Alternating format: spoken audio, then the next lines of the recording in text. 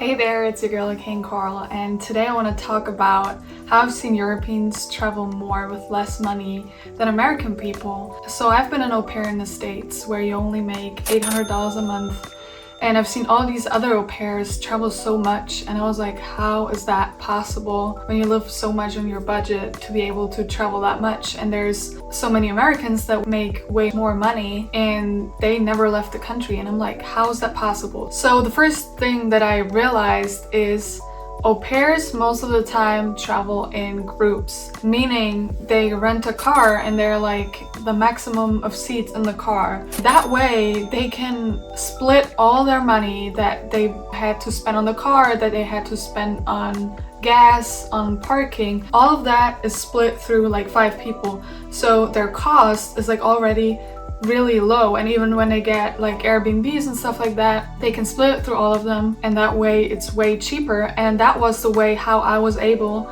to go from New York to the Niagara Falls and to Toronto for 3 days and only spend $230. So most of my spending was like the food that I ate. When you're traveling on a budget, you can still say like, okay, I'm just going to have fast food. The next thing that I noticed is that it's important to plan ahead of time and book ahead of time. So meaning, if you want to go somewhere during the peak times where most people want to travel to that place, let's say Chicago for St. Patrick's Day, where they dye the river green. So I went there, and if you already know, because especially au pairs, they usually plan ahead of time and say like, okay, while I'm here, because I'm just limited to 1 year, I want to travel here, here, and here.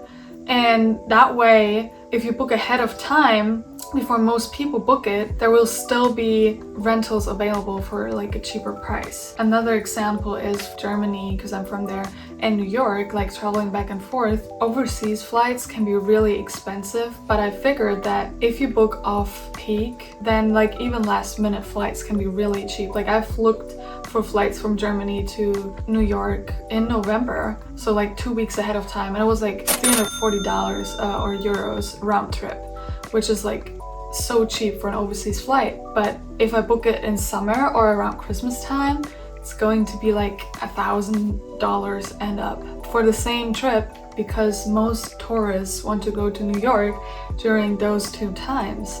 So I'm saying it's important to know, like, am I traveling during like peak time or not, and you know, how to go about things. Another thing that I noticed, because I traveled with au pairs and also with American people, and how important budgeting is and how important prioritizing is as well. So you need to say like, okay, is there a place that you always wanted to travel to and you feel like, oh, I don't have enough money for it, and you know, it's going to take forever to save up. It's like really important to prioritize where do you want to go and look into options how to travel for cheaper. I did a lot of solo traveling and I stayed in hostels, so I was sharing my room with strangers, and I've never felt like unsafe doing it, because you can also book like only female dorms, mixed dorms, there's like, you know, different kinds, and usually you can go on websites or places like Hostel World, it's not sponsored by them. That way you can also meet other people that are also traveling and meet up with them, so you're not alone anymore. It's like an awesome way to travel too. And of course it's not as comfortable to share your room with strangers, you know, but that way I was able to travel through the whole south of the US for like, I don't know, 2,000 I guess. And it's crazy because like most Americans, they ask me like, how is it possible that you're going to like 10 different cities in 10 different states and fly there and all that, and how can you afford it? And I was like, because I budget my money different. I see where I can stay at for the cheapest, or where it makes sense. Like, you should not risk your safety staying in the most dangerous part of the city. So yeah, it's important to prioritize what you want to do. If you say like, oh, I really always wanted to go to Jamaica, and then looking like, are there times where it's more expensive? Usually when all people are like on summer break, it's most expensive.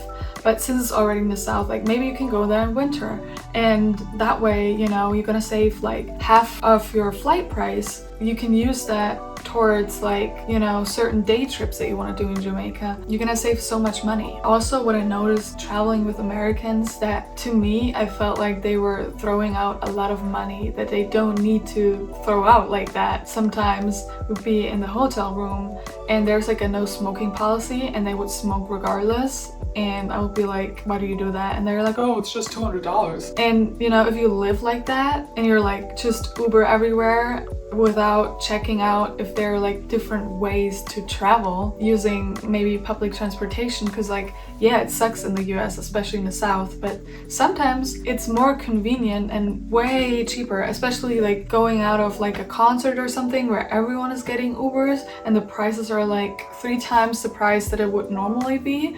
You can save so much money using public transportation if there are any available, but so many Americans don't even consider that. There are so many ways, like even with AI, that you can say like, oh, plan a road trip from here to here with like nice stops. Because like for me, I hate to organize. I'm like the least organized person, but by organized traveling, most of the time you can see way more in a short period of time. Because like sometimes we travel to a place and we don't even know what it's famous for. Maybe we do, but afterwards we see like someone else be at the same place and they went to all these cool spots, and it's like, how do you know all these fancy places in Tulum and Cancun or whatever and I didn't see them? By asking AI or having a friend that knows how to organize, like this can help a lot to get like the maximum out of your trip. And doing research on like cheaper options, or saying like this today, like we want to get something more expensive to eat and next day we're going to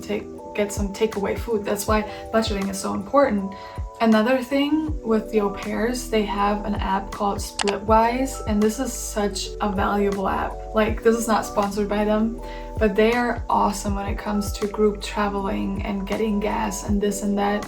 And you just put the price that you paid in, the app is going to calculate who is owing how much to who. And that's like an awesome way to really split it equally around all the people that are traveling with you. Because when I was with the American group of people that I traveled with, and they were just like, you know, a lot of them were like, oh, I don't want to pay, so it was like always the same person getting the Uber and paying for it, and that's just like unfair way of dealing with it. So I'm like, that way it's like way easier and you don't have to calculate or write down how much you paid. And there are also a bunch of people online that love to travel and looking for travel buddies because their friends at home don't want to travel or feel like they can't afford it, but there are so many ways that you can afford it.